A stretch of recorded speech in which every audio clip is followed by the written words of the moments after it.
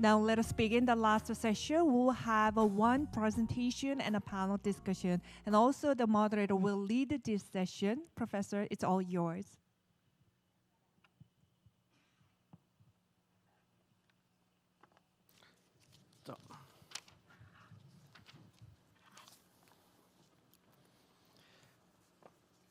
So, welcome to our final session today with somebody who wrote history for Asia. I'm sure some of you know who I'm talking about. It's the first World Barista Champion of Japan and also the first of Asia, Hidenori Izaki. World Barista Champ 2014 in Rimini. And I would like to say I was personally there. I watched him. I was amazed, and he was a young boy at the time. A young boy 10 years ago, and I admired how he did it as an Asian. There were not so many at the time. Today, when you go to Barista Championships, you see so many more Asian competing not just for Asian countries, for European countries. So Hide, since then, has really driven his dream to produce the highest quality cup. Not necessarily from the green coffee side also, but all the way to the final point of serving and the whole ceremony of coffee. And I'm so happy to see him today on stage and to welcome Hide on the World Coffee Forum. Thank you. Thank you, Chahan. Thank you so much. Appreciate it. Thank you so much, Chahan, for the beautiful introductions. Thank you. Appreciate that. It's always nice to hear somebody talks highly about yourself. Very nice. Thank you so much. And in this presentation, I will speak about coffee omakase as a luxury coffee business. So before start presentation, let me quickly talk about what I do right now. So my name is Hide Izaki. I am the CEO of the Izaki Coffee Holdings. In my holding company, we run green bean importing company, roasting companies, the retails, and then also consultancy. And then also running a high-end value luxury coffee business, which is that I'm going to talk about you today. So as a barista, as Mr. Chahan already explained to me, maybe some of you know, I used to be competing in World Barista Championship, and then I won the WBC back in 2014, which is ages ago. But it's been an amazing journey past 10 years. And I got to experience so many different, coffee culture around the world. And especially I've been traveling over 200 days per year, conducting coffee consultancy over 50 countries plus. And as a barista, after winning a championship, so I have one specific experience. So when I won WBC back in 2014. So I attended to one of the biggest coffee kind of festival in Japan. And that was one of the biggest, amazing success. So many people came. I made so many coffee. And that ended up making 800 cups of coffee just by myself all day. Seven days, 1 week straight. No break, which is crazy, right? I think if you are in a bar, if you are a barista, you know how difficult to make 800 cups of coffee just by yourself, no help, yeah? Insane.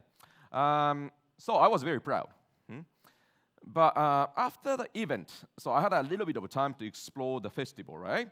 And then I saw barista right next to me and selling latte, maybe $1.5 more than me. And then I felt very miserable. That's because me, personally, I've been investing a lot to techniques, knowledge, experience, right? And I invested a lot to it.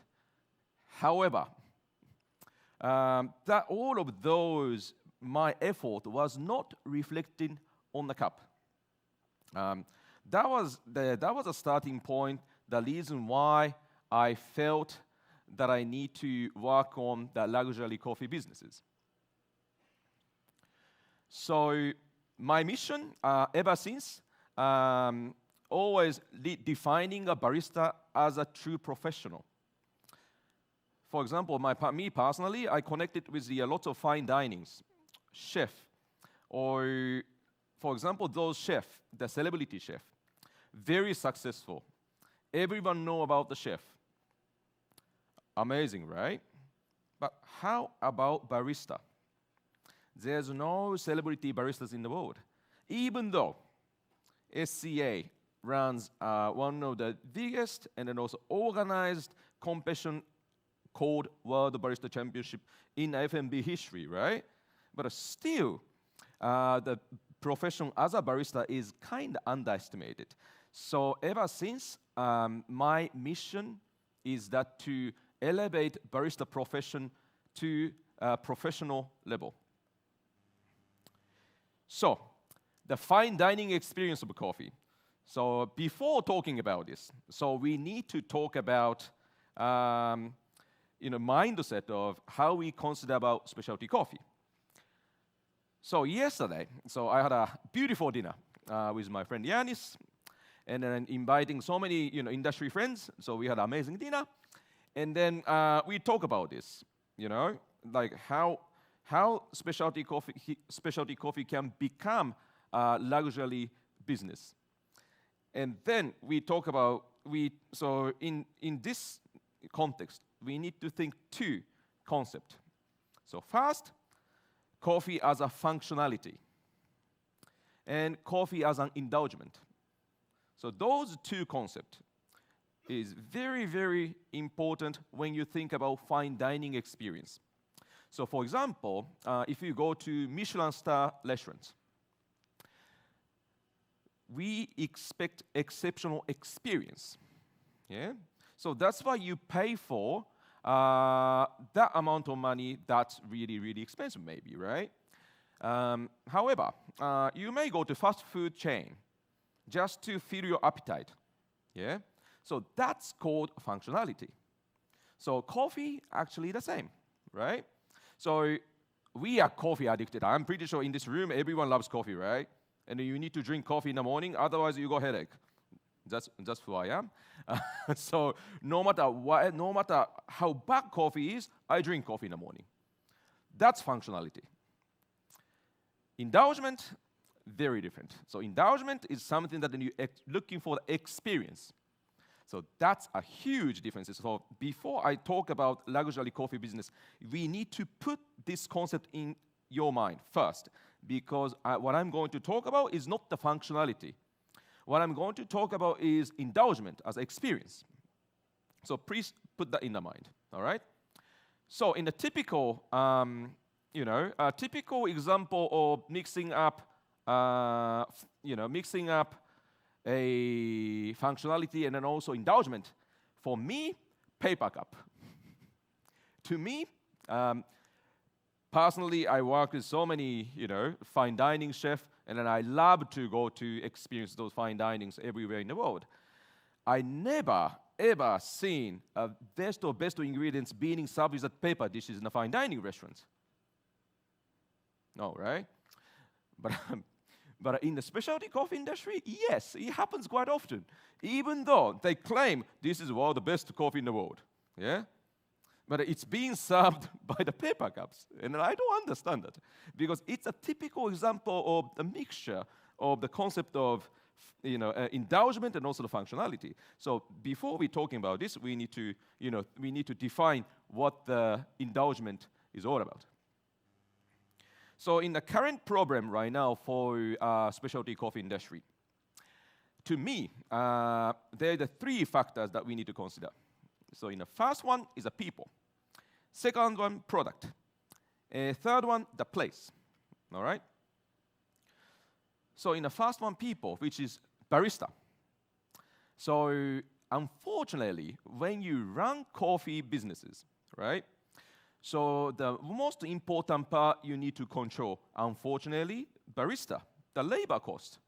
Yeah? If you want to run successful coffee shop, you need to definitely control labor, which is most important, which is barista. But it's very much contradictory concept of the specialty coffee, because the specialty coffee, we believe the barista is very important. That's why the WBC has been developed so much around the world, right? And then WBC help us elevating as a professional barista, which is amazing. However, when it comes down to the real business, have you ever seen any past world barista champion making coffee still in the bar? Maybe only me now. Only me now. It's been 10 years, but still I'm making coffee. But I think this is very, very important, because we are barista making coffee, and then customer pay for that coffee, right? So to me, now in the structural issue of specialty coffee now is first, we look at barista as a cost factor. This is the biggest issues. And second, quantity over quality. So in a coffee shop, so when you want to expand the businesses, it always comes down to this issue. Because if you want to run the successful coffee business, so you need to pursue a quantity, you know? You need to open more store. You need to open more store. You need to open more store. However, if you keep doing that, and then also the quality that you're supposed to deliver probably decrease. So this is also the dilemma that I quote often. So this is also a second issue. And third issue is that the standardization of design and service. So the standardized design is very important in order to efficiently open the coffee shop. And then of course, you can minimize initial capex as well, right? So that you can make a better profit output, which is great. However, for any fine dining restaurant you've been to, so they are aiming to create a very unique experience, which is very, very important for that. So to me, those three issues right now is the very obvious right now in the world industries. So coffee as a luxury goods. So if we talk about coffee as a luxury goods, let's look into the details, right? For the luxury goods, so they have all price elasticity. So which means that they have a very cheap, product all the way to expensive product. So best example is a wine. So you can get very nice, affordable wines, all the way to the wine that costs maybe $10,000, maybe DLC, beautiful wines. But you can choose depending on your preferences. And that resulted in creating a diverse market, this is most important elements. Looking at coffee, now, some people argue with me, no, Hide, now the coffee being sold maybe $10,000 per kilo in the best of Panama this year, right? And this is amazing. This is amazing, right? $10,000 per kilo for coffee, perfect, amazing. That's the beautiful future of the coffees. However, have you ever seen retail sector serving coffee $10,000 per cup? Maybe not. So what I want to say is that now, while green coffee beans vary in the price, there's a little differentiation in the price consumers pay for high-end versus regular coffee right now. So that's also something that we need to consider. So the luxury goods in general, if you go to, let's say fine dining restaurants, so you always look for experience, right? So it's not only about product, because product is a part of reason. Because product, of course, is important. We love coffee, we love coffee. Coffee is a very important product, yes. But at the same time, how about hospitality? How about the design of your coffee shop? How about brand?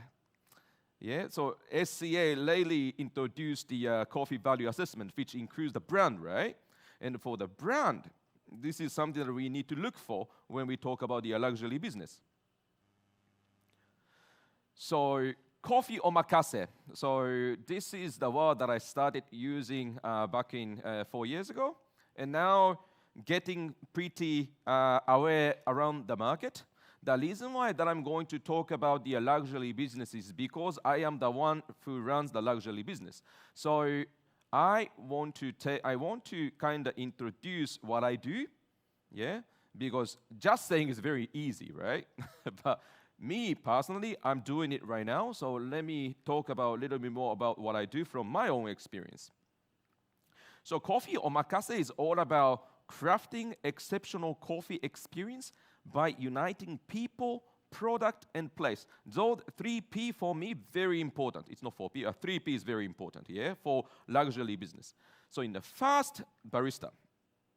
So in the barista, so we need a barista with advanced skill and then also knowledge. So this is very, very important. We need to create a platform where barista can perform a best experience in the bar.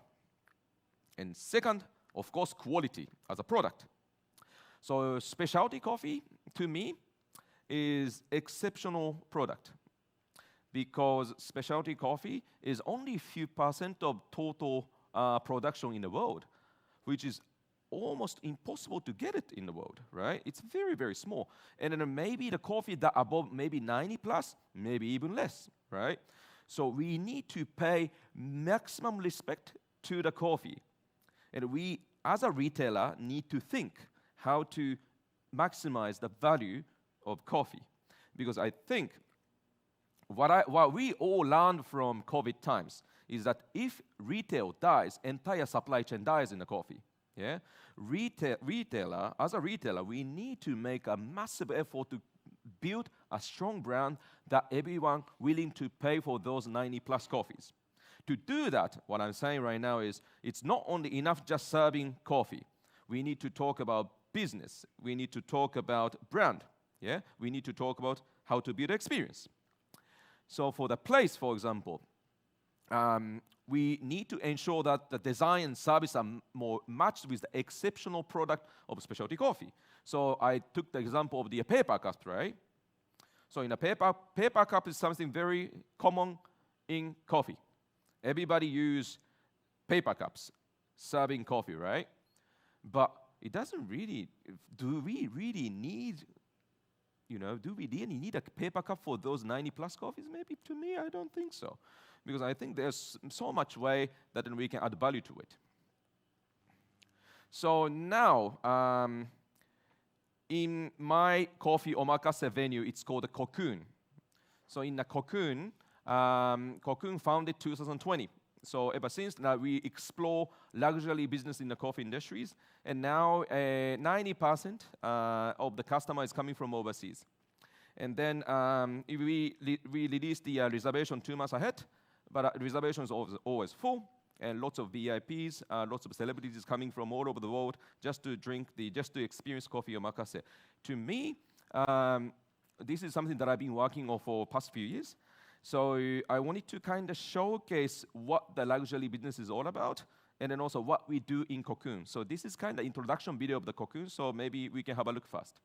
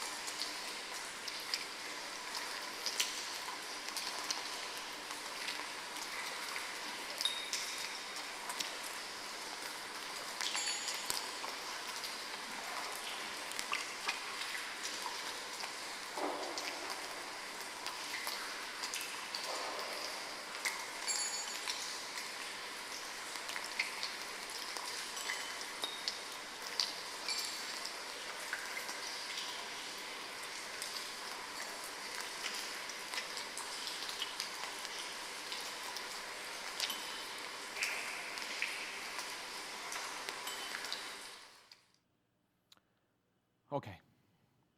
So let me explain about the designs and everything. I think as far as you see it, it's very different from a normal, let's say in a normal, coffee shop designs, right? I think it's even a little bit insane. But I will explain about the 3P, yeah? Place, product, people. That's the order. So first, the place. So as you're aware, if you see the design is very different, yeah? So in most of the coffee shop now, the design is pretty much the same because we have a kind of specific perception of design of the coffee shop. But this is the biggest reason why I changed my mind to kind of look up my own culture, which is Zen. So in the Zen is known as a Zen Buddhism. So for me, that design is like inspired by the Zen, which is tea house. So that we kind of modernized the tea house into the modern coffee house designs, and then we integrated that design so that everybody who visits to Cocoon knows what the design of Cocoon is. So everybody knows it. So as you can see, like it looks like Cocoon, right? So that's why we say Cocoon. But this is like inspired by the tea house. This is the design of the tea house. So from the side, and we have only 4 seats available. Only 4 seats, which is insane because I think the most important KPI for coffee shop is always how many cups of coffee you can sell per day. But we forget about it. We only serve coffee for 4 people. Yeah, but maximizing experience. This is a closer look inside. Yep.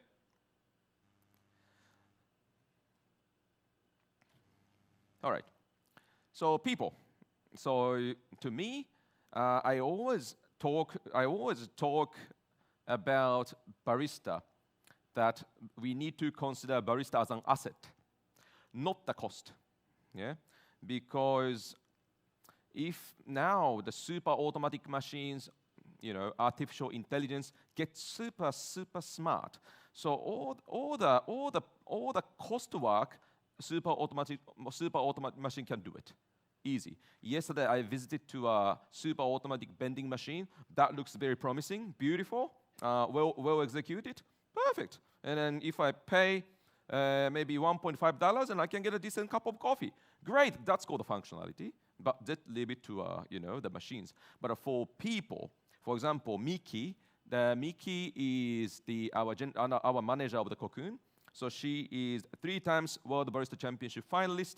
She became 2nd place in the WBC back in 2017. She's one of the best barista in the world. To me, barista like Miki is definitely an asset. So we consider Miki as an asset. So to me, when you run the luxury coffee business, we need to think barista as an asset. So, and we need to think how we can leverage that asset to produce the revenues. And product. So in Cocoon, we call our style as the culinary beverage. So in a few months ago, I had the privilege to have a Ferran Adria from El Bulli. So in El Bulli is now known as the one of the best restaurant back in few years ago. But now they closed, and now Ferran Adria runs the foundation right now. But lots of chefs who used to work at Ferran Adria, including René Redzepi from Noma, Massimo Bottura from the Francesca Oscana as well. They all come from the El Bulli. So in El Bulli, the Ferran Adria came to Cocoon and experienced our coffee omakase. But he told me that this is a culinary beverage, which makes me very proud, because I think for me, in order to maximize the value of coffee, it's not enough to serve only black coffee, but also you need to kind of consider coffee as a part of ingredients as well, and then create completely unique coffee experience. So it's a bit hard to explain what it looks like. So I will show you photos. For example, this is the mocktail that uses Honduras coffee. That has a beautiful acidity. So that then we focus on the acidity, and then we make the mocktails. by using lots of fresh Japanese ingredients. So in Cocoon, we pay very heavy attention to the ingredients as well as the coffee. So there's a beautiful Japanese citrus inside, and also the sugars, and then also the tomatoes, and lots of different unique ingredients inside. And this is also milk beverage that we served. On the center, it's a mango from south part of Japan, beautiful, organic, and the passion fruit, and also lots of shiitake, katsuobushi. That's lots of umami in it. So this is the drinks, and this is also a apple. We use the green apple, red apples, and also we went to the mountains to harvest the herbs and stuff, and then create a very unique sparkling coffee. And this one on the center is the shine muscat. It's a beautiful muscat from Japan, and then also fig leaf to kind of enhance the flavors. So as you can see, it's the coffee beverage, but heavily kind of tailored into culinary experience. So Cocoon as a coffee omakase. So for us, elevating coffee experience is always a key, because to serve coffee what it is, that's also very important, because we want customer to understand beautiful characteristics of the filter coffee, for example. So our course always start from sparkling coffee, filter coffee, and mocktails, one or two mocktails, and the milk beverage, and also the dessert. So that's kind of course that you can experience entire coffee journey. So for example, this month we featured coffee from Pepe. Pepe is known as the producer of the Ecuador. So he runs the farm called the Finca Soledad. So it's one of the best farm in the world. Beautiful coffee. So we featured his coffee, and then so for customer to understand, so we build a course for customer to understand what the Pepe's coffee can offer. So, for example, we put very heavy focus on Pepe's, acidity quality. So that's why we use, the white grape, the muscat or grape, or like so many different unique ingredients. So to do that, we kind of create a story as if you are in a fine dining restaurants. So this is what I'm talking about, the coffee omakase, because coffee omakase is not only about serving coffee, yeah. So we serving experience. So this is the most important part we need to understand. Of course, in the back end, in the first topic, functionality, indulgement. So we're talking about indulgement experience. All right. So this is it. Thank you so much for listening. Appreciate it. Thank you so much.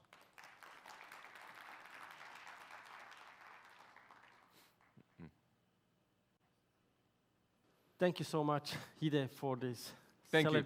Thank you, celebrating the coffee experience. Thank you. And you were saying, you discussed yesterday, what's happening with the barista, once they don't do it.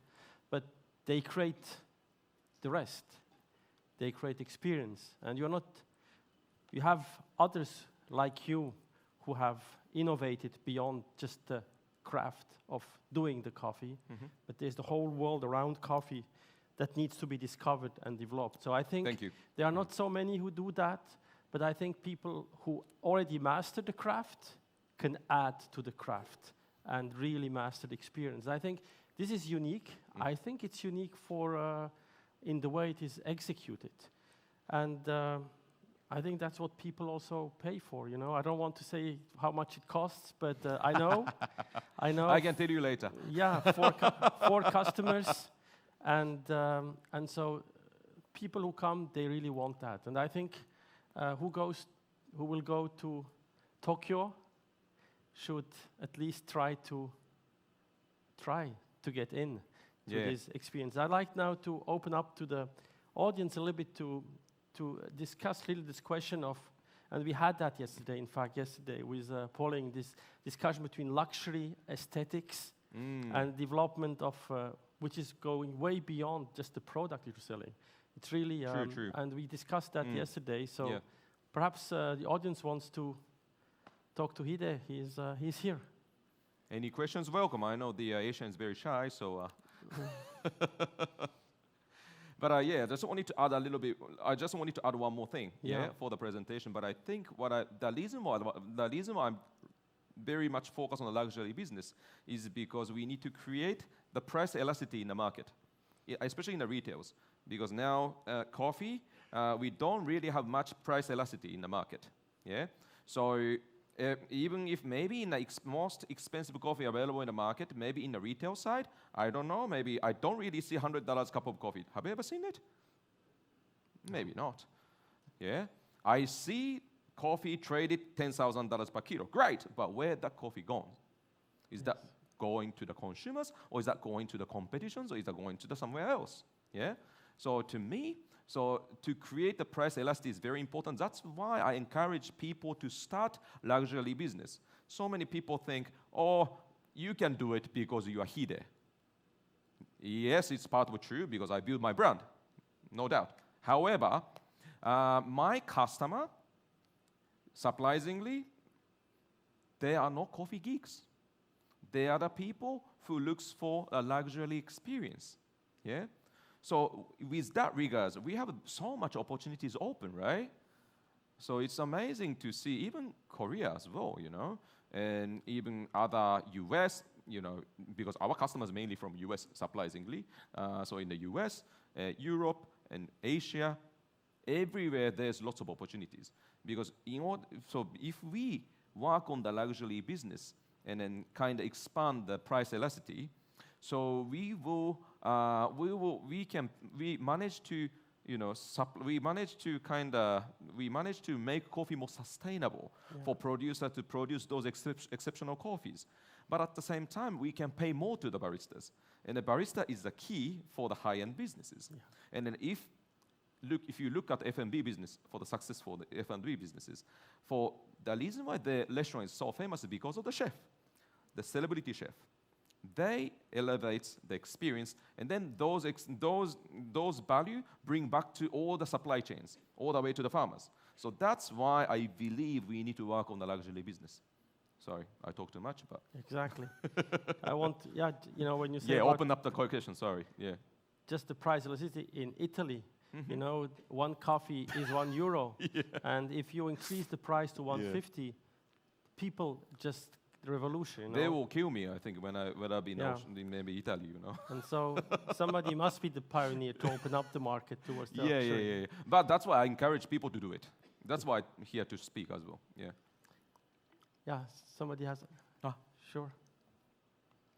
Microphone. Oh, okay, great. You speak English, okay. But you still need a microphone so people can hear you. Oh, okay. Is there a microphone somewhere? No, just wait. Good. Thank you for sharing your wonderful best practice. Thank you. It's very amazing that coffee would be perceived as a luxury product itself. But I guess it seems that it's pretty much difficult to find out the threshold which is willing to pay for the coffee itself, no matter how luxury or not. Right. So would you please share that how did you set up your pricing structure when you start this business? Because many of the audience here would be very much interested and that they would like to impress your business model. So please share that. How did you set up your pricing structure? Thank you very much. Great questions. Do I need to translate, maybe? Do you have time? No. I can't do that. It's okay? Everyone understand? There is a translation. Is a translation going on? There's a translation. What a system, great. Yeah. Sorry. That's a great question. I think, so to me, for example, this is the typical thinking of the cost of goods, right? Because everybody in this coffee industry think cost of goods, yeah? That cost of goods ideas for the commercial businesses. So what I'm talking about, the functionality, yeah? So in the functionality business, we need to think about the cost of goods because cost of goods, the functionality business is all about how many cups you can sell per day. But idea behind of the luxury coffee is that we do not really pay attention for actual price of coffee. So we don't really need it because what we need is brand behind it, story behind it. So for example, this year I focus on Pepe's coffee, right? Or Pepe's coffee is one of the best coffee in the world. Yeah. However, maybe not crazy as much as maybe Panamanian geisha, for example. Yeah, don't get me wrong, but Panamanian geisha definitely one of the best, well-known brand in the world. Yeah, but Pepe's coffee maybe not that level. Yeah, but it doesn't really matter because I have so many things that I can talk about. The reason why his coffee tasted so good, yeah, and then using that narratives into the coffee omakase story, because I don't serve coffee, I serve experience, right? So this is the biggest mindset that we need to change. So because I also struggle a lot in the beginning, because I always talks about coffee, yeah, and then once I realize, they don't really need to know, yeah, maybe they need to know about entire story. And after the coffee omakase course, they feel like they are connected with the coffee. So that's the goal, right? So we don't really need to teach people what the value of coffee is. Because if you go to fine dining restaurants, do you remember every single farmer of the dishes being used? Maybe not, yeah? But you remember the dishes. And then you remember, that beef was fantastic. Where did that come from? Why that so taste good? And then consumer willingly search or look for the information that they needed. And then as a result, and consumer get educated. So to me, what's important to answer back your question, the biggest important point is that how to build experience, not talks about cost of goods. So we don't really need to talk about cost of goods. So we need to talk about how to build experience and how we want customer to leave after experiencing coffee omakase. So to me, that's the most important learning from past few years. Does that make sense? Thank you. Is there any other question? Any questions? Welcome. Yeah, Good. Over there, yeah. Great.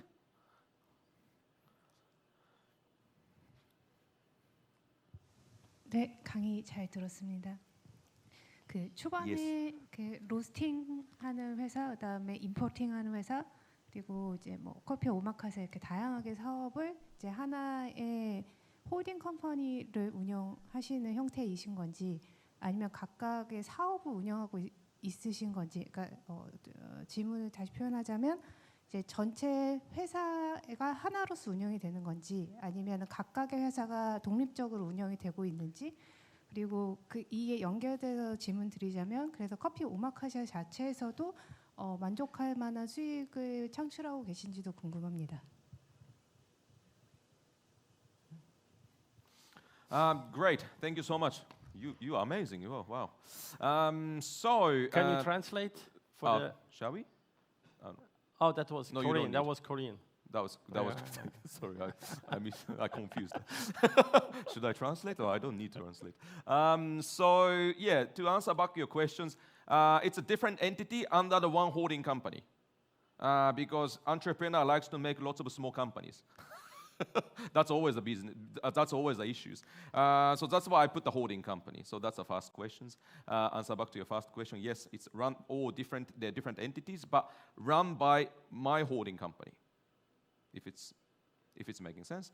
And then second, if my coffee luxury business generating a great profit, yes, that's why I'm here.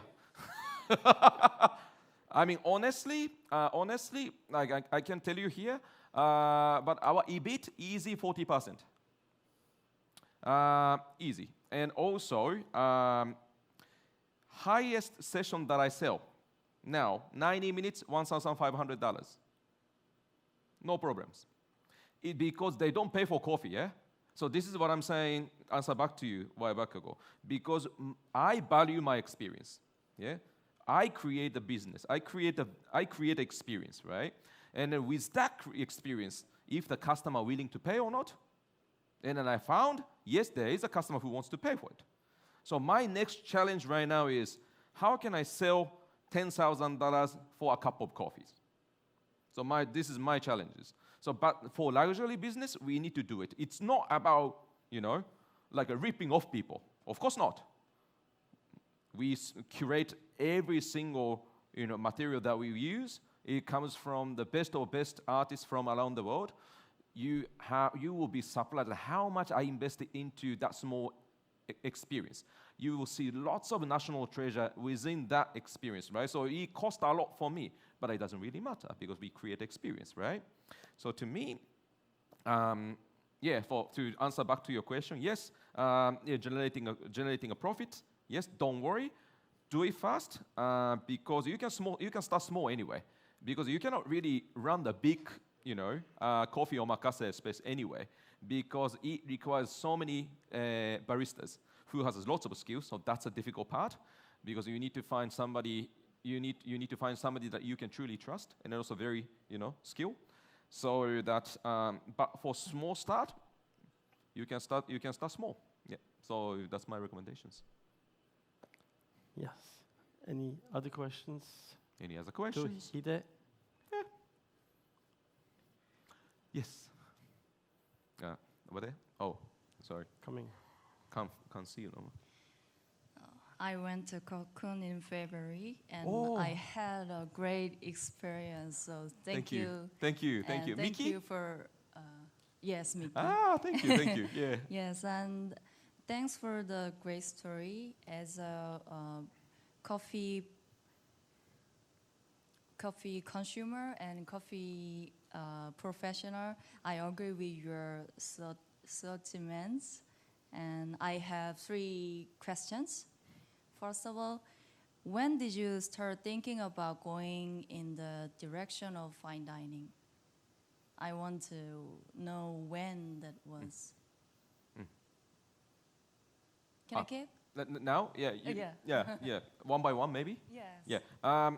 First of all, when? Back in COVID times. Because it's been in my mind for a long time, right? So as I told you, back in 2014, when I attended to the biggest coffee festival, I felt miserable because my coffee was very undervalued. Yeah? And then I felt this is not the right way to be a professional barista. So ever since, I tried to kind of elevate the profession of the barista, right? And try to push the boundary of specialty coffees. However, I was too busy. Traveling like 200 days per year, like over 50 countries, like, providing consultancies to the massive company around the world, that's very tiring. So I couldn't really have a time to do it. But COVID really helps me because COVID stops everything. And then I have so much time that I can think and then also that I can invest. So it's been my mind for ever since maybe 10 years ago. But because of COVID, and I had a time, so back in 2020. Okay. Thank you. Thank you. So it's second question. Mm-hmm. It seems like you need to know a lot about not only the ingredients, but also the method of using them. Mm-hmm. So where did you get a lot of reference? Inspirations, yeah.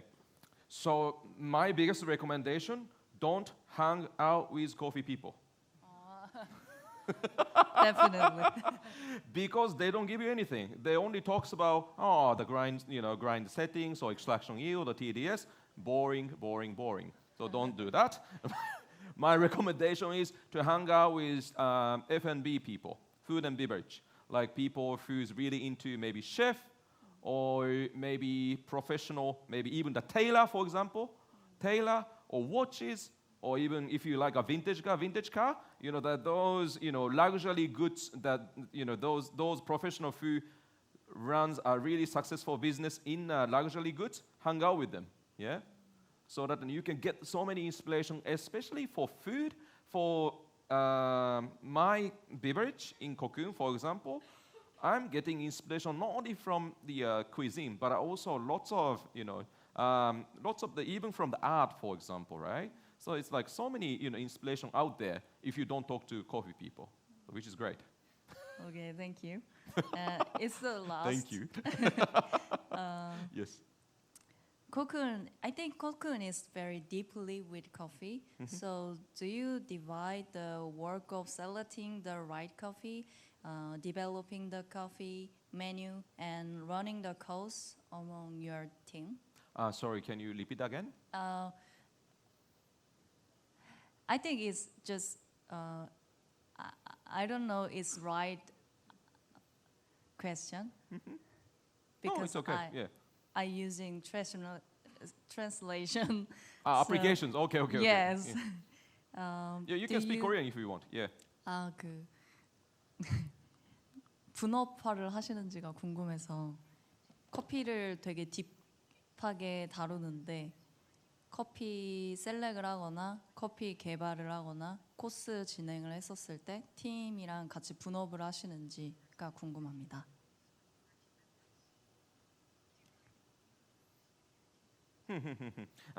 No. No. No. It's all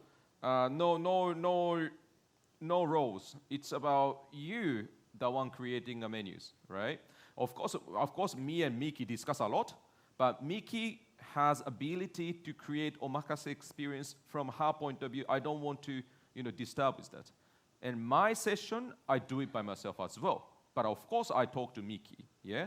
But it's about the team effort. Like we got like multiple professional, not only for coffee, but also for the dessert, and then also the art, and then also the fashions and everything. But we all talk as a team. But when it comes down to the menus, like just like a chef, you are the boss. You think about it, yeah. And so no, it's not like corporate functional role. It's more like you as an artist, what you want to express about. So that's why we don't really divide any work. Thank you. Thank you. By the way, my name is Heji. Thanks. Heiji, Okay. thank you. 감사합니다. Hide, we have to stop here because we thank you so much. Thank for you. this Sorry, talk. talk too much maybe? And, no. I think we would come, but it's the end. Thank you. I hope everybody starts saving money to go and have once this big experience. It's really No. I don't charge you much. Don't worry, man. good. Thank you. Thank you. Hide. Thank you. Thank you. Please give another round of applause. Thank you. Thank you, Professor Yartian.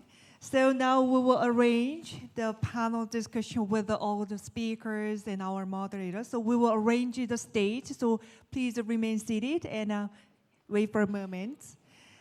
The plenary session will be concluded today, but the World Coffee Leaders Forum offered a variety of the programs, professional sessions, Origin Adventure Session, Global Youth Idea Contest, Champion Session, and SCA education program. So it will be going on until this Saturday. So I encourage everyone to experience and each the programs, and also encourage active participation for all during this program. And after panel discussion, there will be the Cafe Show Excellence Award ceremony. The Cafe Show Excellence Award is the official award of Seoul Cafe Show, recognizing outstanding brands in various categories. So 10 outstanding brands and products from 60 selections featured in the Cherry's Choice. So we have 5 categories of awards: Creative Design Award, Outstanding Innovation Award, Superior Sustainability Award, Made in Korea Award, and Savory Leader Award. So after panel discussion, please join us and to celebrate together and to congratulate the awardees of this year's Seoul Cafe Show, the Excellence Award. So now the stage is ready. I'd like to invite our speakers and moderator for the panel discussion. So our keynote speaker in the morning, Jennifer Van Long and Ms. Pauline Brown. Would you please come up to the stage? Please welcome the keynote our speakers. Thank you. And James McLaughlin, Luis Paulo, and Mr. Franz Zaimet, and Mr. Cho Seung-yeon, and Mr. Hide Izaki, our last speaker, and also our moderator, Sean Yertian. Please proceed. So during the panel discussion, you can ask a question to each speakers. And for those of you who didn't attend this morning session, you can ask a question to our keynote speakers as well. I sit here? No, come up front. No, Yes. isn't it? Yeah. Thank you. Good. So Professor, it's all yours. Okay. Thank you very much. I'd like to start with basically the last subject that a little bit because it's fresh and it really connects the beginning with the end, is how much can we really ask for coffee today? And where is actually the limit, the ceiling? Because we heard from James, there's a ceiling in terms of quality where we can get most out of it. But where is actually the ceiling of coffee if we imagine the ceiling? And perhaps Pauline and Ide, perhaps you can start, but I think everybody could go into this subject a little bit. Where do we imagine that coffee can go and what are, of course, the conditions? Because you clearly made distinction between cost of good and what you give to the customer. The value to the customer versus the cost of good is something very different. It's not what do the people get for what you're offering. And so we have to be able to speak to the people is you pay for what you get, not what the cost of goods are, and stop talking always about the cost of goods. So I'm not sure, perhaps Hide or Pauline, you could start, and then I think the others can pitch in a little bit. Okay. Do I need this or is that working? Yes. Oh, perfect. Okay. All right. So ceiling. I don't honestly I'm working on this luxury coffee market right now, but now it's very hard to kind of say only talks about cup of coffee because now what we do in Cocoon, we provide coffee omakase, which is the course tasting menus. Consist of the 4 to 5 different drinks. So we provide experience, and we do not really talk about, we do not really kind of price and how much the cost would be for a cup of coffee. So because we always talks about experience. So for me, for example, we have the Wilford here, right? So he serves, his coffee was sold like $10,000 per kilo, which is amazing, yeah. But with that mind, and I always think, what can I do with this coffee, for example? Because I think, it's the adding value, talking about only cost of goods is not really suitable, this luxury business to me, be honest. Of course, you need to control a certain amount of cost of goods for sure. However, for the luxury business, it's all about how to build experience and a brand around it, yeah? So to do that, and I think for kind of limiting, ceiling of a price. Just a cup of coffee, it's very hard to define.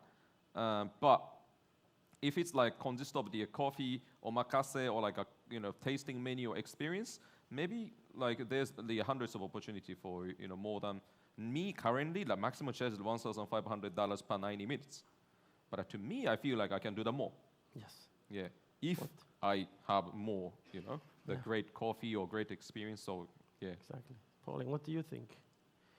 Yeah, I'm dubious, meaning I actually don't think you're selling coffee. I think you're selling something akin to a spa treatment, a very pleasurable one, but not one that is scalable. I think the problem, you can't will yourself into being a high-priced luxury good. It doesn't start with a strategy, it starts with desirability. And I think as long as the concept of coffee hasn't been redefined as something that starts with a bean that is brewed and that is served in a certain way, I think that there's a clear limit as to how high you can go. Which is not to say, we already know you can extend it somewhat upward, but with everything I've heard today, I don't think you could get to $50 at retail. I think you probably, with good storytelling, could get to $25 for something very special. I think there's a lot of work to do that goes above and beyond the ritualistic things we just heard, which are very impressive, by the way, but not scalable. So is that general opinion? Because the reason there are some barriers that we have to overcome in order to go into that direction. And the barriers we're throwing ourselves into the way, probably by talking too much about extraction yield and grind size distribution and about the top way of doing. We have to talk more about the dream, perhaps. But I guess you don't see the path there. I think it's not about what we talk about, it's how we make people feel. And I don't think we've created demand. Mm-hmm. I think that's the problem. It sort of starts with desirability. I don't think we've made a case that you can't have a really enjoyable experience for more than $25. Okay. I guess that's a challenge for the industry, because we are kind of have the vision to become like wine, you know, where people pay differently, you know, where we can go there. Another point that I'd like to address, and perhaps start with you, you know, the coffee business today is a very, I call that expert-driven business. Experts are defining quality, and sometimes the people who drink the coffee do not at all adhere to the same concept of quality that an expert is defining, and so they don't really buy that coffee. Do we have to have more consumers who define quality, or what is for them the big experience, and not necessarily Hide has the capability to speak with the consumer, but perhaps you are too much expert talking and believing the consumer likes what we believe. But we don't talk enough to the consumer to understand what they are ready to pay for. I don't know. Perhaps you can, or what do you think? You know, are we too much expert-driven in the coffee business in order to make this experience-driven? Do we have to have more consumer-driven business? Yeah, so some of the content that I made with coffee industry for my YouTube channels, mini documentaries on history of coffee, when I was making them, I was thinking more in terms of what my viewers would be interested in, who are more general public, people who don't work in the coffee industry, and people who work for the brands. Obviously, there are coffee people, like say, don't hang out with them. The coffee people for whom the origin is super important. Like the way it's farmed is super important. The way it's harvested is super important. Like everything has a meaning to them because they can tell the difference. But one of the things that I found out is in Korea, at least, and this is the only culture I grew up in, so I'll speak for Korea and nowhere else, is that often what's considered good luxury coffee was defined by when it came to Korea. So like I said in my speech, for my parents' generation, coffee was the dry freeze instant coffee that were brought with the American Army in the 1950s. And when American specialty coffee came in 1999, Starbucks was charging probably 5 times as much as the traditional Korean coffee shops, and they could do it because it was new and it was from the US. And then the next price jump was when Italian espressos and espresso-based coffees came in, and like Hide said, when the baristas could boast of a credential that other Korean baristas couldn't. Like, I was trained in Italy by such and such master, or I was trained in Australia by somebody who was influential. So a lot of people in Korea they wouldn't understand necessarily all the intricacy of the coffee, but if they said, okay, this famous coffee master in Australia created this brand that you guys know about, and I studied with him, so now I'm able to charge this much, people would understand the lineage. And I think what you were saying was interesting, is that's very similar to how a lot of Korean people consume wine, because wine has been in Korea for not that long. The general interest in tasting and selecting wine among the general public, it really lasts like 15 years, right? And a lot of people that I speak to who are new to wine, the way they understand the quality of the wine is through the lineage. Like, this person used to work at Romagno Conti, and then he was associated with this other winemaker who created this brand, and then now he bought this land here. Now we can trust this wine because of this lineage. So I think the discrepancy was the Korean consumers either rated the quality of the coffee based on how authentic it was in terms of process to famous coffee countries they knew, like it was proper Australian coffee, proper Viennese coffee, proper Italian coffee. And then after that phase, it was more like, does this barista come from a lineage that we can verify? And then when they hear coffee people talk about the origins and the land and the way it's brewed and the temperature and the technique, yes, there are people who are really into coffee that's going to understand it, and many of them are sitting here today. But one advantage of being a YouTuber is I can tell a story and I can see at which second people clicked in or clicked off or people lost interest. And then what I found out was the history, the heritage of the particular technique got a lot of interest. The heritage of the barista got a lot of interest. And I lost a lot of audience at sections where it became too technical.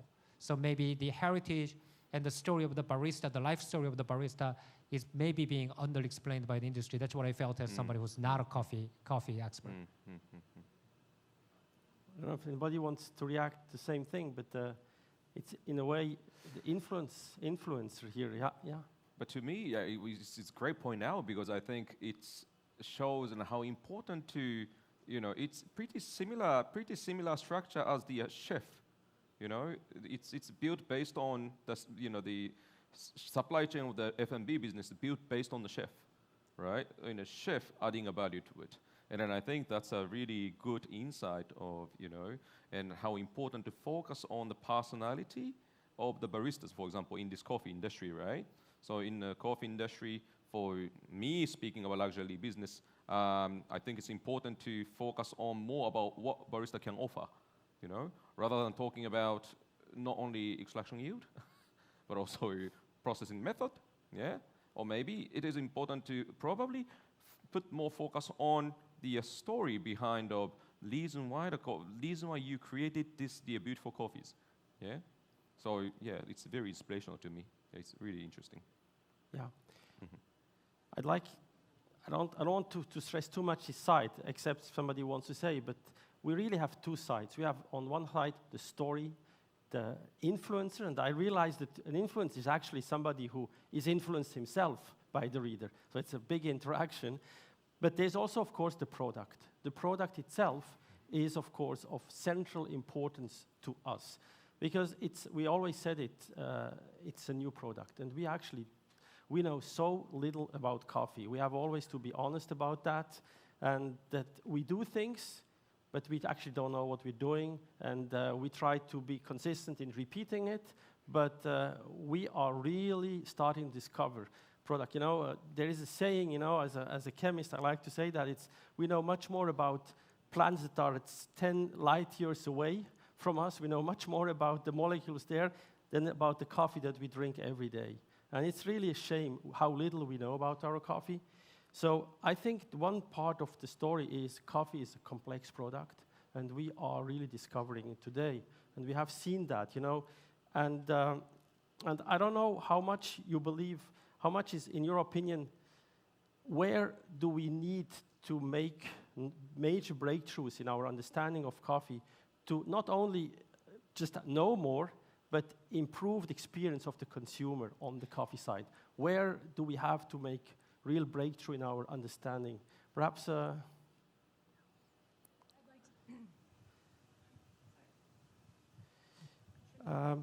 Okay. I'd like to take that because I think I'm going to come up with an answer that's very different from how many of you are thinking of this question. When you think about the global reach of coffee, it is produced in more than 40 countries.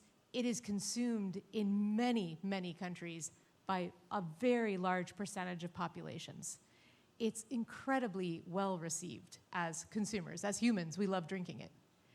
When you think about the innovation of coffee agriculture, the foundation of this globally explosive, amazing industry, it's like we're fishing in a shallow pond. There's a very limited amount of innovation that's available, and as we increase our research understanding of the commodity and develop new varieties, new innovations in production, it is going to cause an even more disruptive opportunity for everyone in this room. And I think it's very easy to forget about production agriculture because sometimes it's not very interesting for people who prefer urban environments, right? So production agriculture is hard. But as we bring in more innovation, and varieties is a big part of it. James gave you a description from his perspective as a leader in the specialty community. But variety variation is going to be really a powerful tool to bring an exponential number of experiences forward to consumers. And so, Hide, when you talk about that differentiation, we need to have segmentation, that's going to drive that possibility. So it's about having options and a deep pond. Yes. We have not to forget that coffee is just a huge success story. You know, we all drink coffee. We're here because it's just a huge, huge success story. So we have to understand this product to bring it better to the consumer, but we have to connect the beginning of the value chain with the end.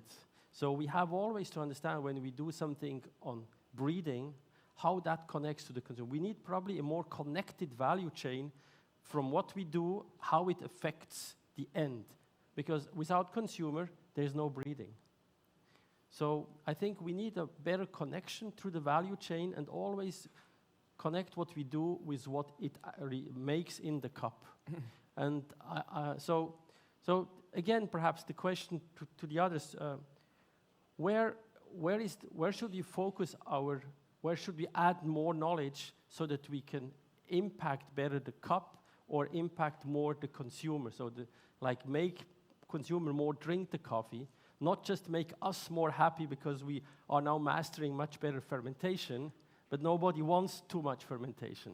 You know, so what type of knowledge do we have to do that we really improve the cup quality in the way the consumer is ready to pay more? So I'm going to try to answer that question. I think, you know, the coffee industry loves to talk about the wine industry and how similar we are and how we really use the wine industry as this North Star. We want to be more like it. The big difference is we don't ask consumers, when you buy a bottle of wine, you have to go home, you open the cork, and you pour it out. That's your part in the process.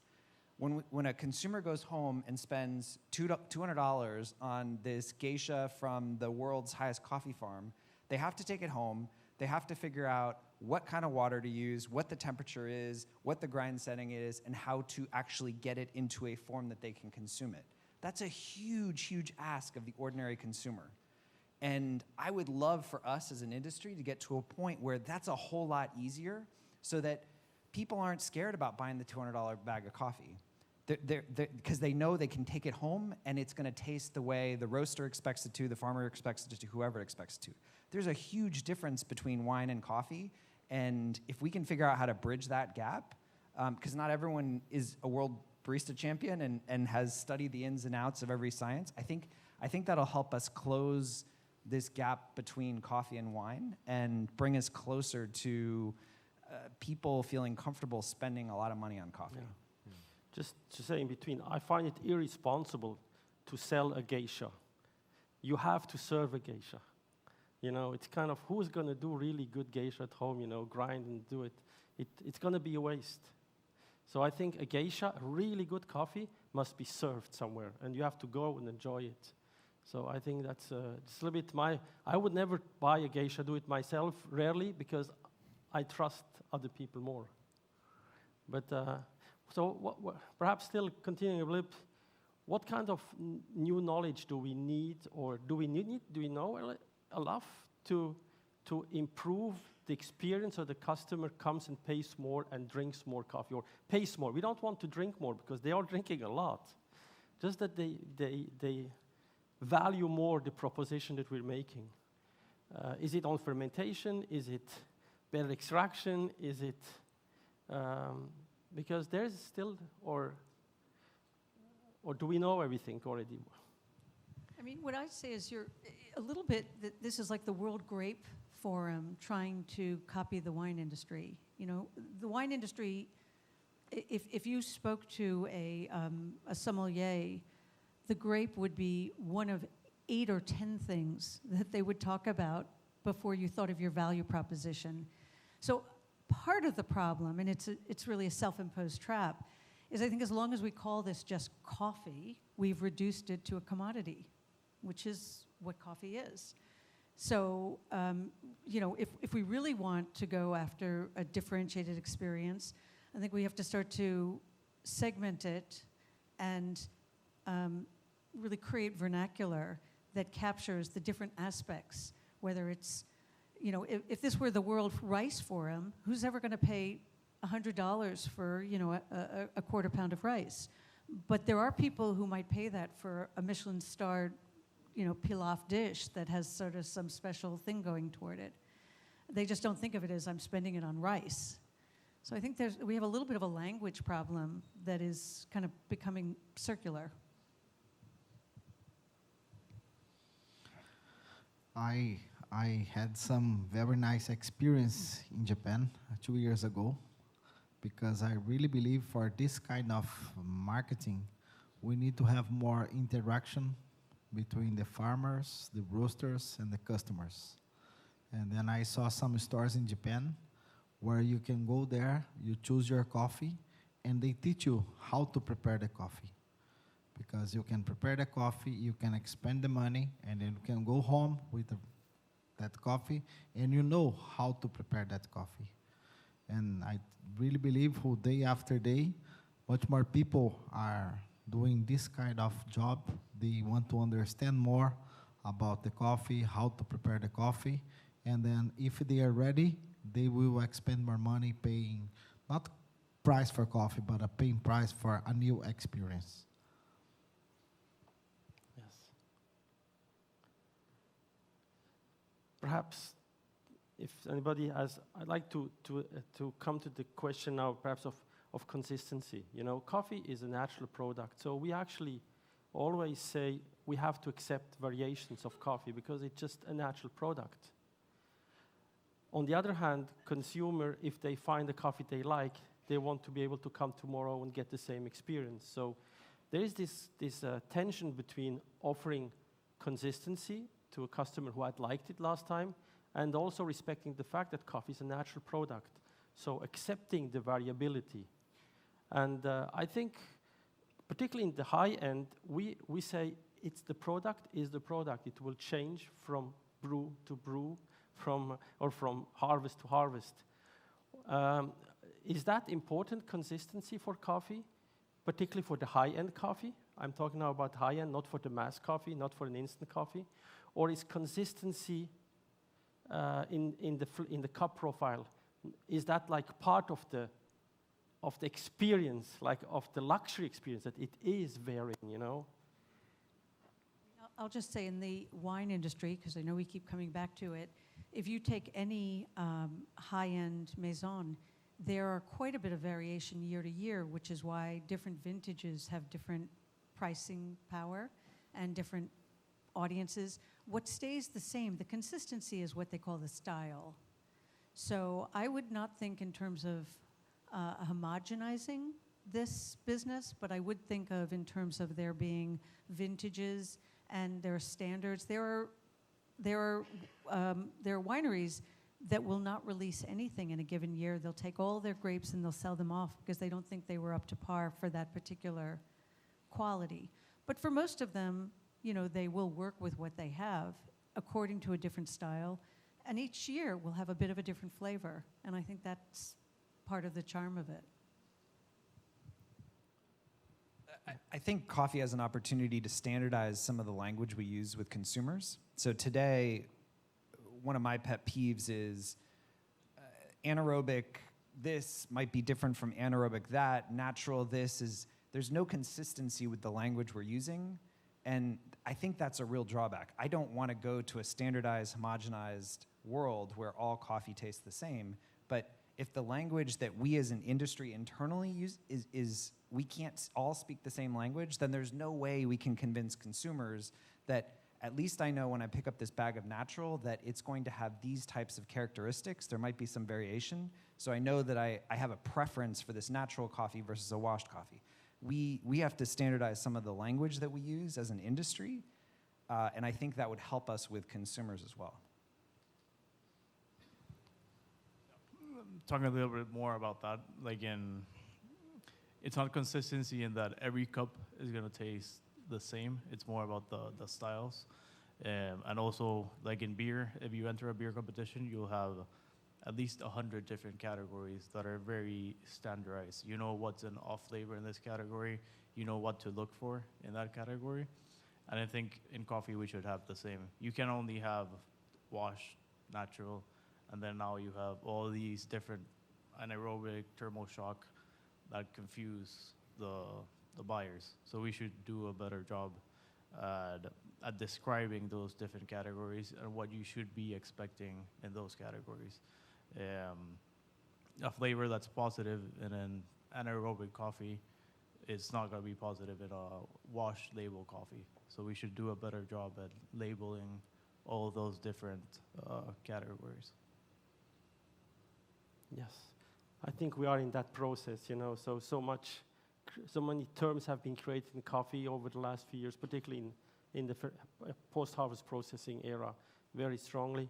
And I think some are doing this harmonization of terms, not to confuse the consumer, not to confuse me. I'm confused by many of these terms, triple fermentation, and so I think, yes, so this is a harmonization. It's a little bit, I call that a little bit also like being more aware that at the end of the value chain, there is a consumer who has to buy this product, has to understand what we're doing. And so we are becoming today, I think also with the SCA, we are realizing the consumer, we have to listen better, and we have to bring all our craft that the master of coffee. There's so much we have to master more, bring into it. So it's a combination really, you know, to do all the hard work with the science, master the preparation, but also understand what the consumer wants and why he's ready to pay suddenly more, you know, for they're paying for Hide really, I think I would say 60, 70, 80%. But there are more Hides, you know, and there are more experiences that we can create. So it's really this complexity. And I think that's what really is what we're trying to see. It's an incredibly complex value chain that we are dealing with, we are discovering, we're at the beginning. And I think here we have a group of pioneers who are thinking, but there's still a lot of fog in the air. You know, we have a lot of fog in the air, how we will bring this. And I don't know what the end game is, so that's what I was trying to say. Is the end game to go to wine? Wine is an inspiration. Beer is an inspiration, but we're neither beer nor wine. It's just an inspiration for us. Also, a BMW is inspiration, or a Porsche now, you know, that other companies are now partnering, coffee companies partnering with car brands. So I guess somewhere there, I don't know, perhaps some final remarks I would say, you know, for you, how do you see that, you know, how do you see your contribution also perhaps to further elevate the coffee experience and the coffee quality in the future? Perhaps we can start with you, you know, how you see the contribution of your and personally, but also your organization. For us, we start with the tree, and the level of underinvestment has been so profound in coffee that's what we're making leapfrogs. And I think the conversation here, and it's wonderful to have you, Pauline, because you're helping us leapfrog over our own branding and all these other elements of the marketing process to get both the technology from the tree and then how to bring it as an experience to consumers. So I'm excited to see this entire continuum leapfrog together. Well, let me just say, as the outsider to this group, like I still don't know what anaerobic is, and you know the triple thing. So there is a lot of language that's thrown around that, you know, is somewhat familiar or very familiar to this group that is utterly foreign to me. And that's opportunity. What I would say, the industry that I haven't heard referenced that might even be more analogous than wine is cheese. And I think of it because, you know, for a lot of the world, Velveeta or craft wrapped individually was sort of the definition of what cheese was. It was very cheapened and it was very commoditized. And then you have this other undercurrent movement of, you know, and it may be from parts of France and from Vermont and Wisconsin, US, and they really are specialists in cheese making. It is an agricultural good. We don't talk a lot about the cow, and I don't really need to know the source of the milk. And I need to know a little bit about the cheese maker. But again, it's a style of cheese that can be quite different. And I think people have become a lot more sophisticated and a lot more discriminating. And in that industry, the difference between the craft American cheese, that probably markets for, I don't know, $3, $4 in a typical grocery, to ones that people would spend maybe close to $100 for a really fine, from Holland or France. I think part of what's missing is not trying to run away from the agricultural element, but taking the parts of the agricultural that are actually relevant and interesting and non-technical, and things that people can connect to what their experience is.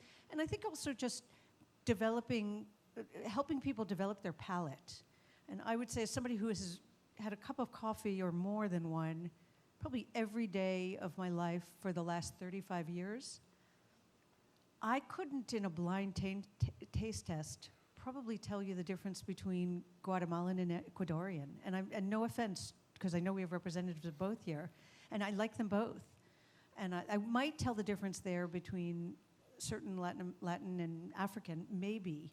But I think that doing many more tastings and kind of ways to just, so people can identify, even color coding, which is what has helped the cheese industry over many years. They do add orange to cheddar cheese to make it visibly recognizable.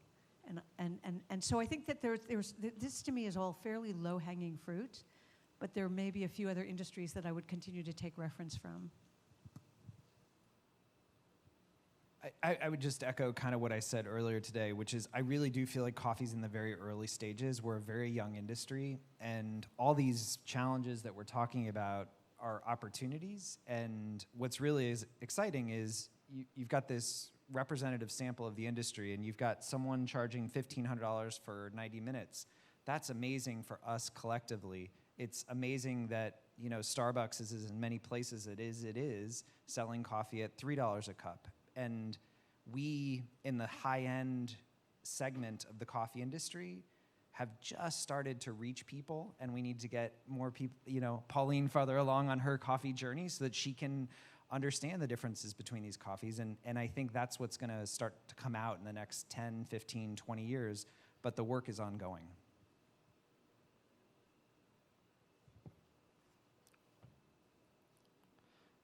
No final remarks right now? Shall I? So what do you think farm management has to, did you reach the peak? Do you expect more varieties to come, or do you expect more craft in the farm management to be the critical element for the future? I really believe we need to work varietals and process together. Together, yes. Because we can put There's all no the choice. varietals, but if we don't understand about process, Yes. we don't have a good results.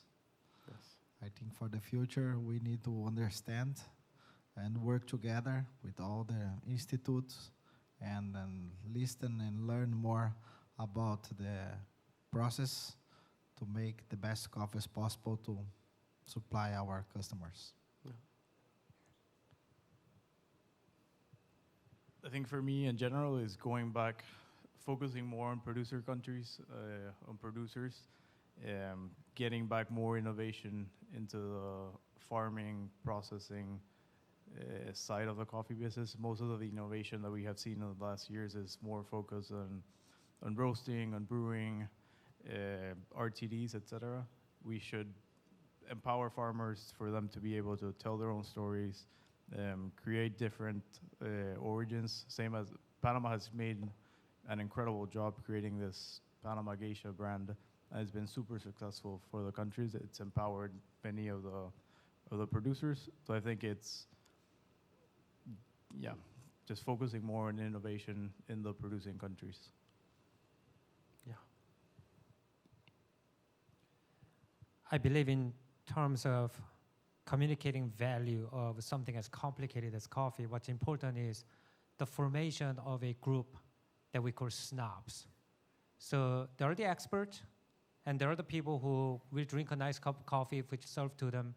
But in case of wine and cheese, what made that such a special thing, especially in the East Asia market, are people who know a little bit about it and who want their friends to know that they know a little bit more than they do, right? So they're like, oh, did you know that Chablis was made from this grape? They throw this out. And then it looks really cool that somebody would know that. So other people might buy a book on wine. And then now they can distinguish from Bordeaux, from Bourgogne. Whereas, as you said, most people, like I drank more cups of coffee than glasses of wine. I still can't tell the difference as she can from one country to another. So I think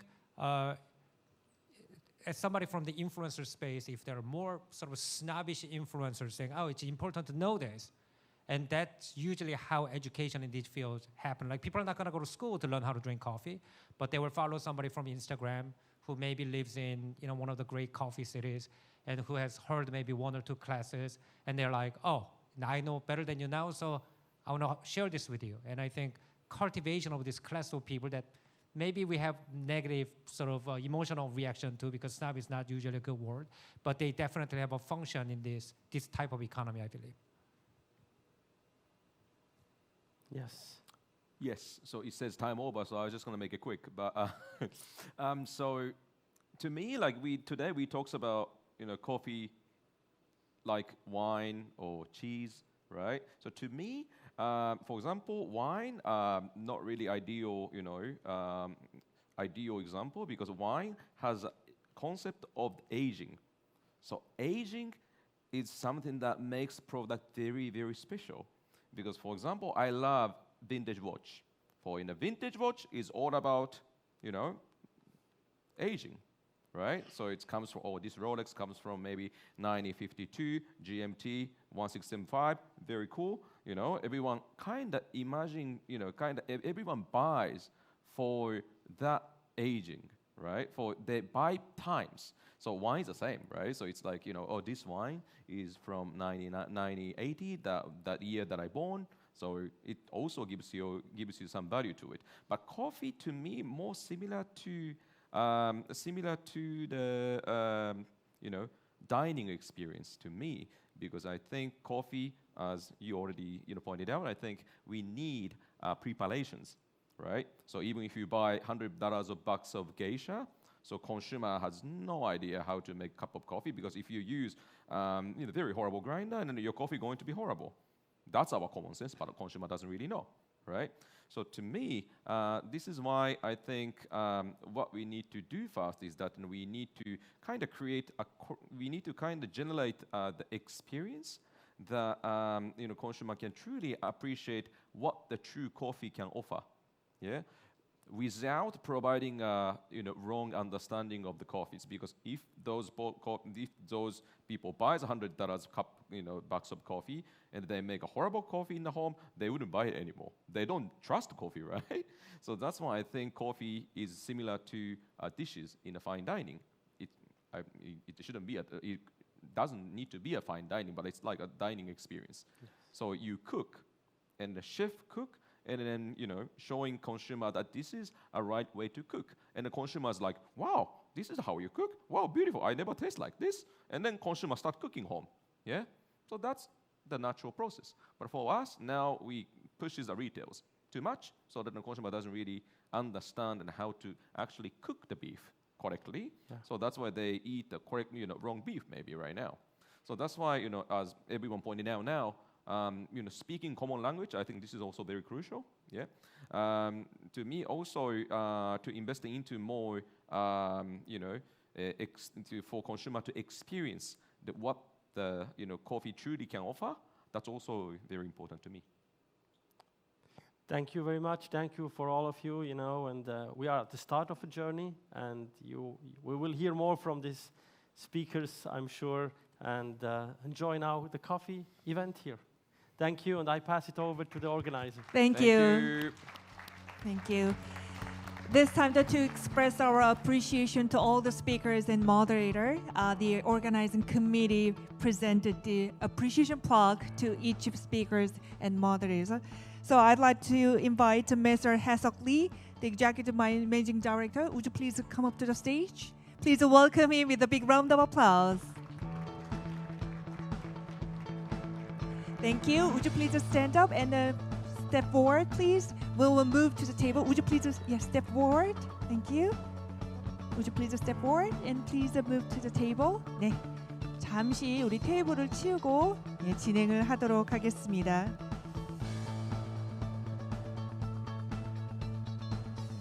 네.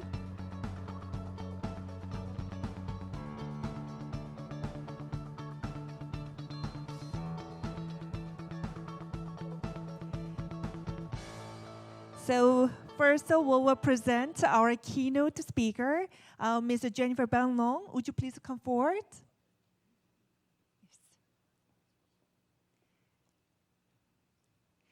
Yeah, would you please step forward? 네, 앞으로 나와 주십시오. In grateful acknowledgement for the sharing your knowledge and experience of the global coffee industry, an honorable speaker at the 13th World Coffee Leaders Forum, and Ms. Pauline Brown, would you please step forward? Thank you for engagement and honor in cyber keynote speech. And the moderator, Professor Shahan Yersian, would you please come forward? Professor Shahan, thank you for being our moderator and then making our session rewarding experience. Thank you. And James McLaughlin, would you please come forward? Thank you for insightful presentation. And Luis Paulo, would you please come forward?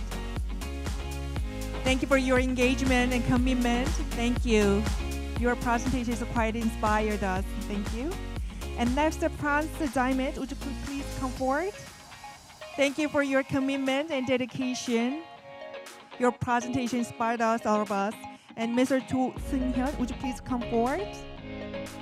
Thank you for tracing all the journey of this history in Korea. And Mr. Izaki, please come forward. Thank you. The fine dining experience, coffee. Thank you.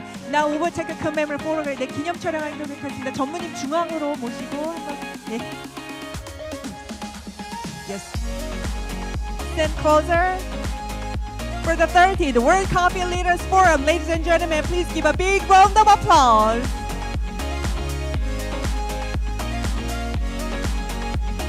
Thank you very much. Thank you. So we'd like to ask you to return to your seat. Thank you. 네.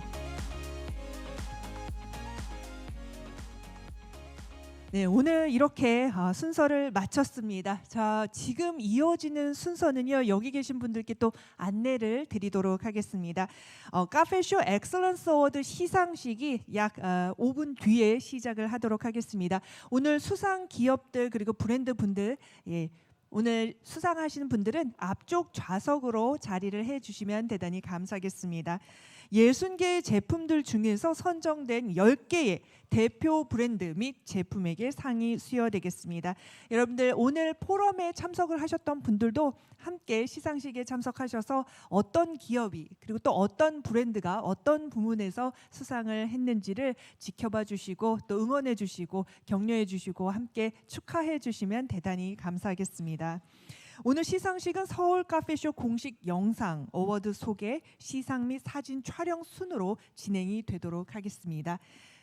네, 그럼 시작하도록 하겠습니다. 본격적인 시상식에 앞서서 서울 카페쇼 주제에 대한 소개 그리고 홍보 영상을 여러분께 선보이도록 하겠습니다. 제23회 서울 카페쇼는 다양성을 키워드로 컬러풀 카페쇼라는 주제가 선정이 되었는데요. 아시아 최대 커피 행사인 서울 카페쇼 올해로 23회째 맞이했습니다. 우리의 카페쇼 이렇게 오랜 기간 성장을 해올 수 있었던 비결 무엇일까요? 서울 카페쇼는 개개인의 다양성을 존중하고 또 인식하며 포용하는 문화가 커피 산업의 발전과 상생을 이끄는 요소라고 믿습니다. 이렇게 수많은 다양성이 조화를 이루는 모습이야말로 서울의 카페쇼의 정체성이자 앞으로 우리가 나아가야 할 방향일 텐데요. 저희가 서울 카페쇼 공식 영상에 이러한 가치관 그리고 방향을 모두 담았습니다. 지금부터 영상 함께 보시겠습니다.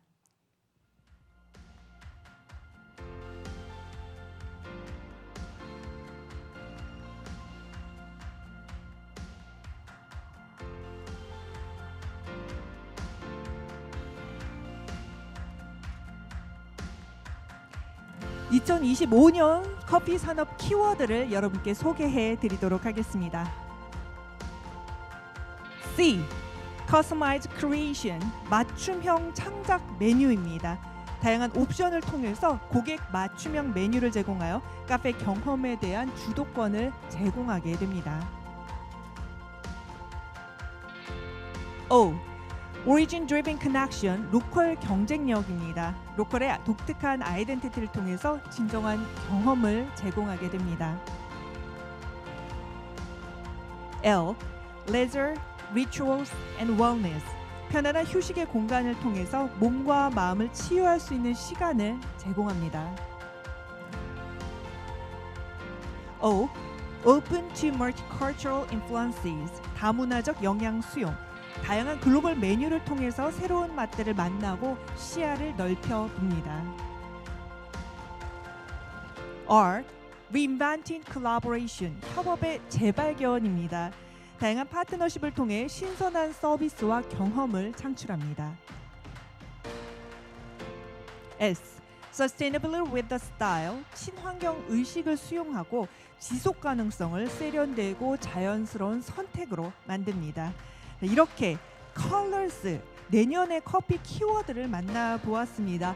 2024년이 시작한 지가 바로 엊그제 같은데 이제 11월입니다. 자, 이제는 2025년 금방 올 것 같습니다. 자, 그럼 지금부터 오늘의 하이라이트 카페쇼 엑설런스 어워드를 시작하겠습니다. 카페쇼 엑설런스 어워드는 서울 카페쇼 특별 쇼케이스 체리스 초이스 뉴, 체리스 초이스 핫 선정된 60개의 브랜드 중에서 부분별 우수 브랜드를 선정하는 서울 카페쇼 공식 어워드가 되겠습니다. 시상은 총 5개의 부문으로 나뉘어 진행이 됩니다. Creative Design Award, Outstanding Innovation Award, Superior Sustainability Award, Made in Korea Award, Savory Leader Award, 이렇게 순서로 진행이 되겠습니다. 오늘 시상은 서울 카페쇼 주최사이신 엑스포럼 이혜석 전무님 무대로 모시고 시상하도록 하겠습니다. 앞으로 자리해 주십시오. 여러분 박수로 맞아 주십시오. 첫 번째로 우수 디자인 브랜드에게 수여되는 크리에이티브 디자인 어워드 시상이 있겠습니다. 호명한 업체 및 브랜드 수상자께서는 무대 위로 올라와 주십시오. 크리에이티브 디자인 어워드 스밀스 기정 인터내셔널 축하드립니다.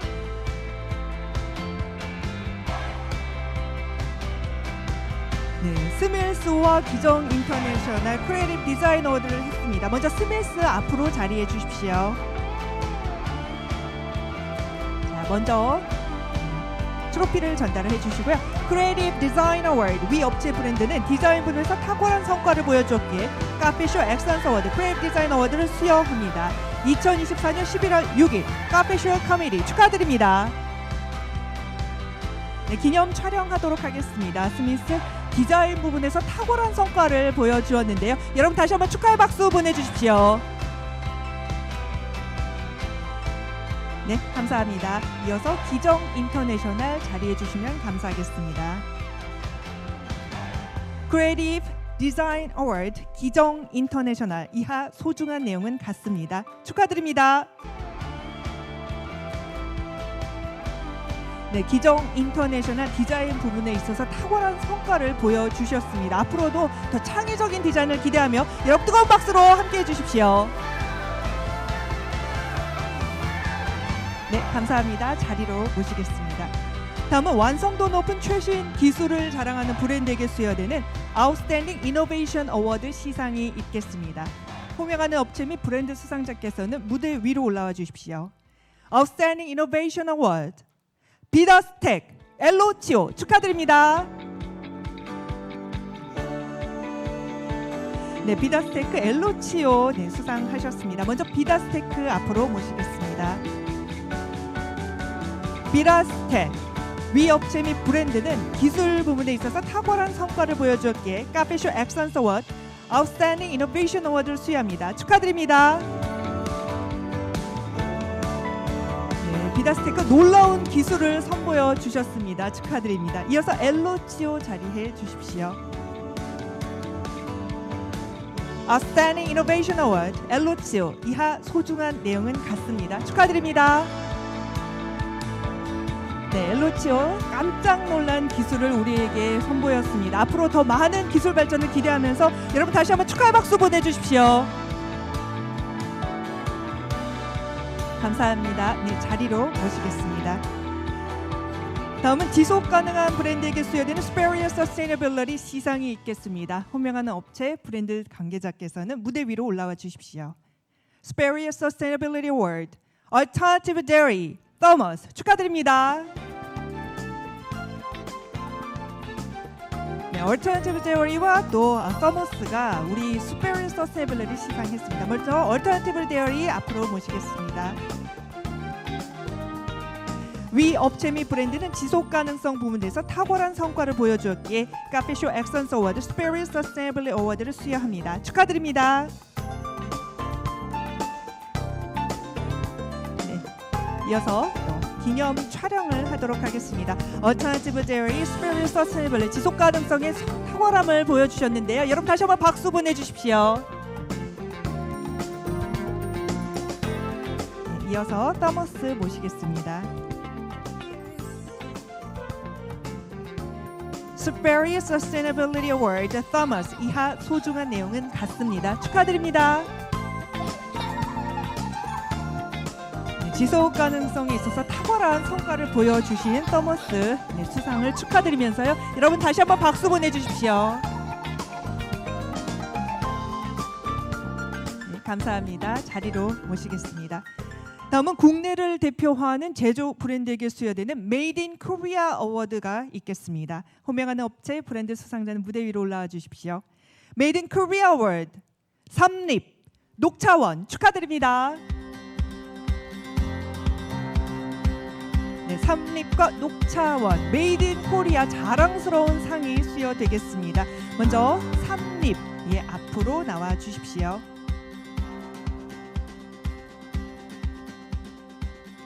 Made in Korea Award 삼립 위 업체 막 브랜드는 대한민국을 대표하는 제조 브랜드로서 탁월한 성과를 보여주었기에 카페쇼 엑선스 어워드 Made in Korea 어워드를 수여합니다. 축하드립니다.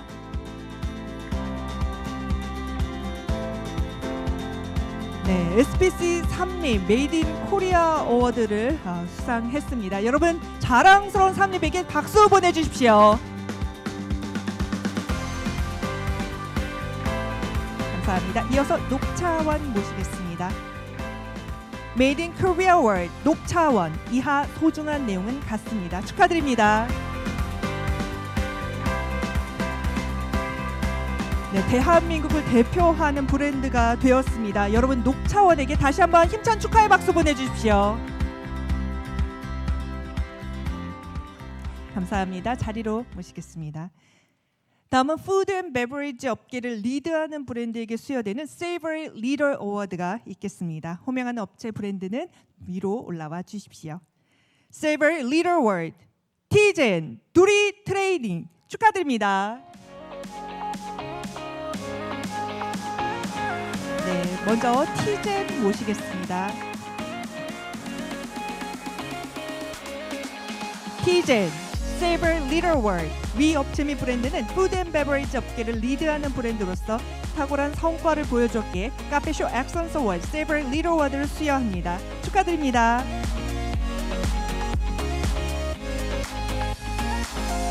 티젠이 푸드 앤 베버리지 식음료 업계를 리드하는 브랜드가 되었습니다. 여러분 다시 한번 축하의 박수 보내주십시오. 감사합니다. 이어서 두리 트레이딩 모시겠습니다. 두리 트레이딩 Savory Leader Award 이하 소중한 내용은 같습니다. 축하드립니다. 네, 대한민국 식업 업계를 리드하는 브랜드가 되었습니다. 두리 트레이딩이 여러분 다시 한번 박수 보내주십시오. 감사합니다. 우리 전무님 계속해서 무대 제셔주시고요. 앞서서 우리 수상을 하셨던 모든 분들 트로피만 들고 네, 모두 나와서 단체 사진 촬영을 하도록 하겠습니다. 우리 두리 트레이딩과 TJ는 트로피만 들고 무대 위로 올라와 주시면 되겠습니다. 자, 우리나라를 대표하는 5개 부분에서 수상을 한 브랜드 업체 모두 총 10개의 기업 그리고 브랜드가 지금 올라오고 계신데요. 정말 자랑스럽습니다. 이번에 처음 수상하신 분들도 계시고 또 재수상하신 분들도 계시는데요. 앞으로도 더 놀라운 발전과 성장을 기대하면서 우리 오늘 또 축하의 마음으로 함께 또 기념 촬영을 하고 오늘 시상식을 마치도록 하겠습니다. 우리 자랑스러운 10개의 브랜드 및 업체에게 여러분 다시 한번 힘찬 박수 보내주십시오.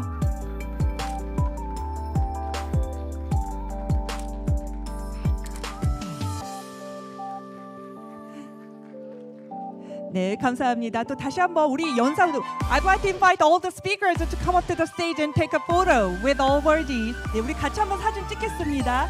Yeah, please come up to the stage. 네, 우리 연사분들께서도 오늘 이 자리 정말 열심히 앞에서 박수를 쳐 주셨습니다. 우리 대한민국의 커피 산업을 응원하는 마음으로 우리 연사분들 함께 기념 촬영을 하도록 하겠습니다. How about between the awardees? Between the awardees? 네.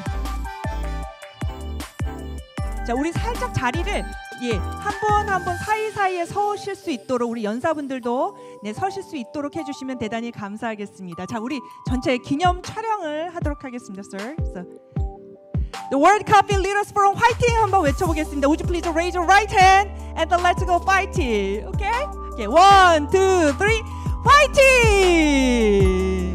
For the coffee industry, one more time, fighting! Thank you very much. Please give another round of applause. Thank you. Thank you. Once again, congratulations.